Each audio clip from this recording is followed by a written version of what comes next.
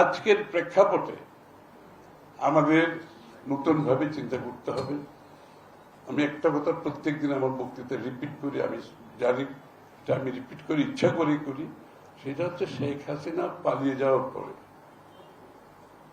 বাংলাদেশের জনগণের মনোজগতে যে পরিবর্তন এসেছে, যে প্রত্যাশা জেগেছে, যে আকাঙ্ক্ষা জেগেছে, যে রাজনীতিবিদ এবং যে রাজনৈতিক দল সেটা বুঝতে পারবে না, ধারণ করতে পারবে না, বাংলাদেশের রাজনীতিতে আগামী দিনে তাদের জন্য কোনো জায়গা থাকবে না।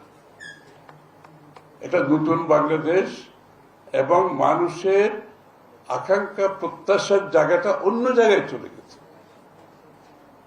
যে সমস্ত রাজনীতিবিদ বুঝবে না, যে রাজনৈতিক দল বুঝবে না, তাদের কোনো ভবিষ্যৎ নাই বাংলাদেশে। আমি ইংরেজিতে বলি, politicians better wake up and smell the coffee. As simple as that.